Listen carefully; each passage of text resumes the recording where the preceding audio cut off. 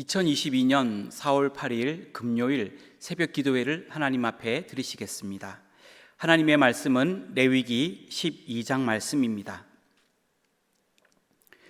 여호와께서 모세에게 말씀하여 이르시되 이스라엘 자손에게 말하여 이르라.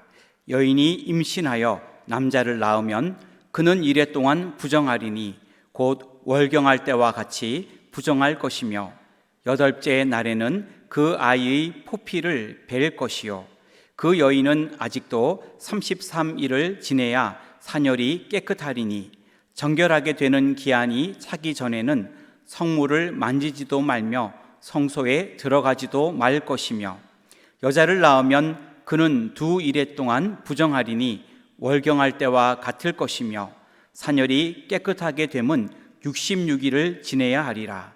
아들이나 딸이나 정결하게 되는 기한이 차면 그 여인은 번제를 위하여 1년 된 어린 양을 가져가고 속죄제를 위하여 집 비둘기 새끼나 산 비둘기를 회막문 제사장에게로 가져갈 것이요 제사장은 그것을 여호와 앞에 드려서 그 여인을 위하여 속죄할지니 그리하면 사녀리 깨끗하리라. 이는 아들이나 딸을 생산한 여인에게 대한 규례니라. 그 여인이 어린 양을 바치기에 힘이 미치지 못하면 산비둘기 2마리나 집비둘기 새끼 2마리를 가져다가 하나는 번제물로 하나는 속죄제물로 삼을 것이요 제사장은 그를 위하여 속죄할지니 그가 정결하리라. 아멘.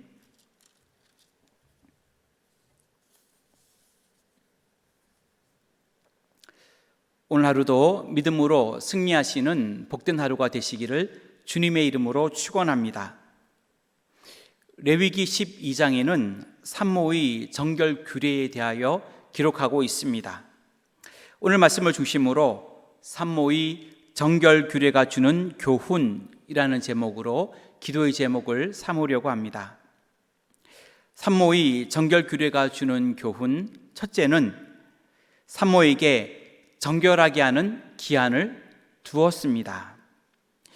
1절부터 5절까지의 말씀인데 2절 말씀과 4절 말씀을 읽겠습니다.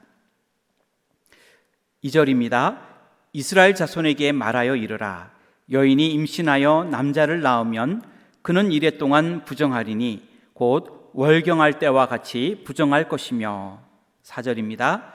그 여인은 아직도 33일을 지내야 사녀리 깨끗하리니 정결하게 되는 기한이 차기 전에는 성물을 만지지도 말며 성소에 들어가지도 말 것이며 아멘.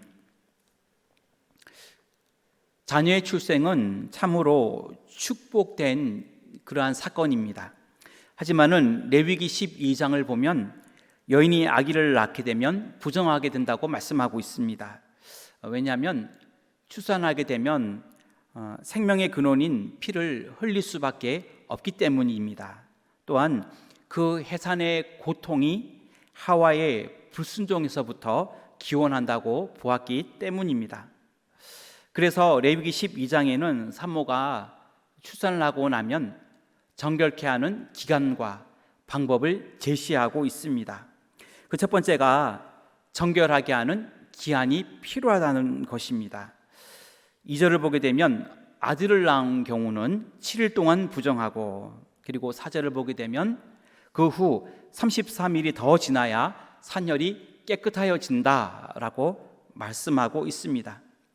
처음 7일 동안은 부정한 기간이기 때문에 다른 사람과 교제할 수 없습니다.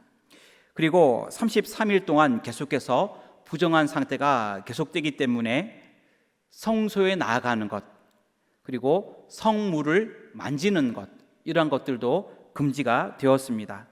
이렇게 7일 그리고 33일 총 40일이 지나야 비로소 사녀리 끝나게 되고 정결하게 되어졌습니다. 그리고 만약 산모가 딸을 낳았을 경우 14일을 부정하게 보았고, 그리고 66일이 지나야 정결하게 되었습니다. 총 80일이 걸린 것입니다. 이처럼 정결케 하는 기간이 다른 이유는 인류의 범죄가 하와로부터 시작되었다고 보는 사상이 있었기 때문입니다. 정결하기 위한 이러한 부정한 기간, 그러니까 정결하기 위한 기간이 필요한 이유는 산모나 신생아가 모두 외부 저항이 약해져 있는 그러한 시기이기 때문에 타인과 격리한다는 위생적인 의미와 또한 모든 사람이 태어날 때부터 부정한 존재라고 하는 사상이 있기 때문입니다.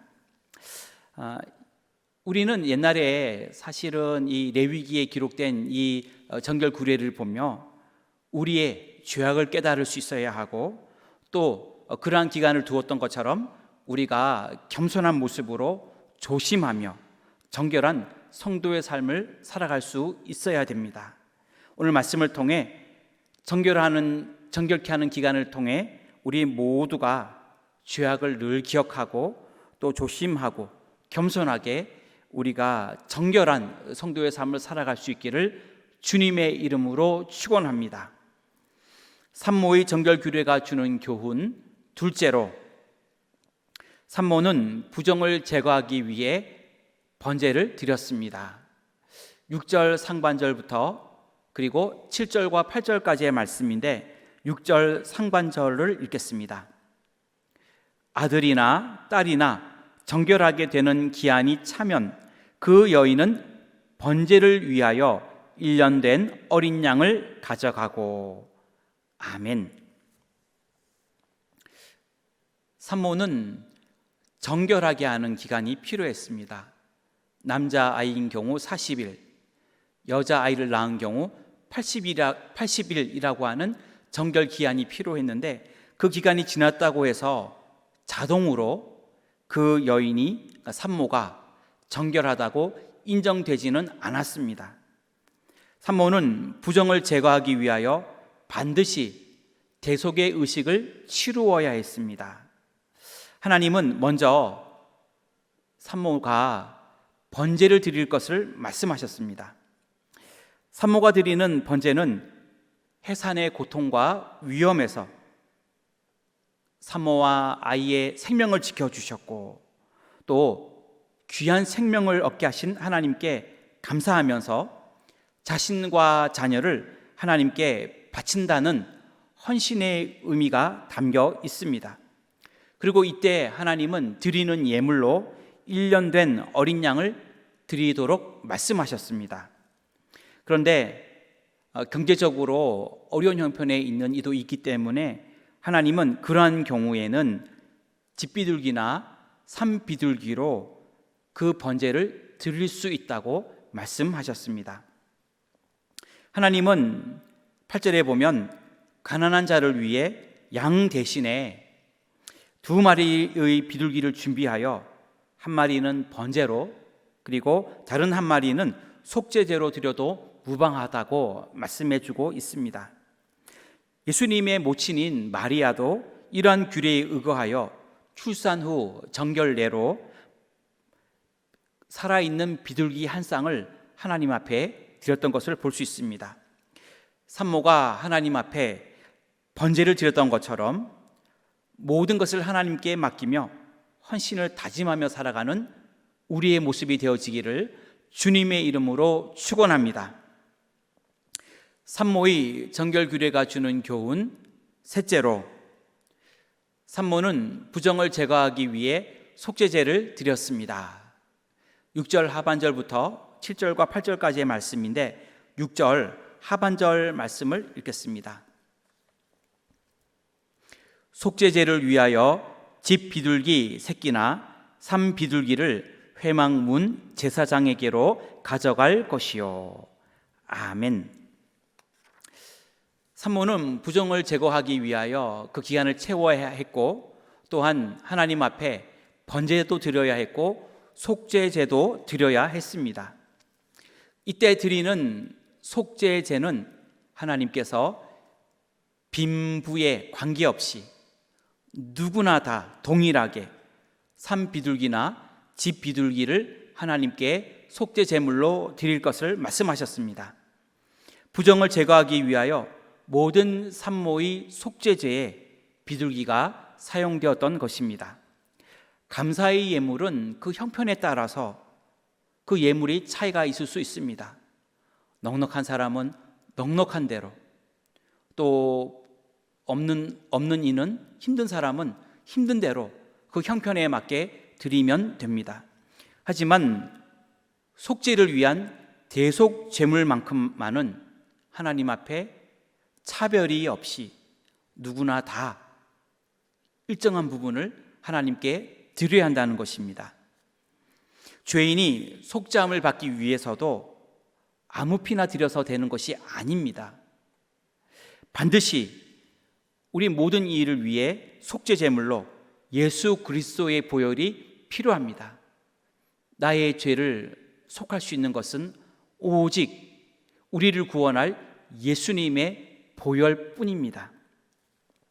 에베소서 1장 7절을 보면 우리는 그리스도 안에서 그의 은혜의 풍성함을 따라 그의 피로 말미암아 속량 곧 죄 사함을 받았느니라, 이렇게 말씀하고 있습니다. 피 흘림이 없이는 죄 사함이 없습니다.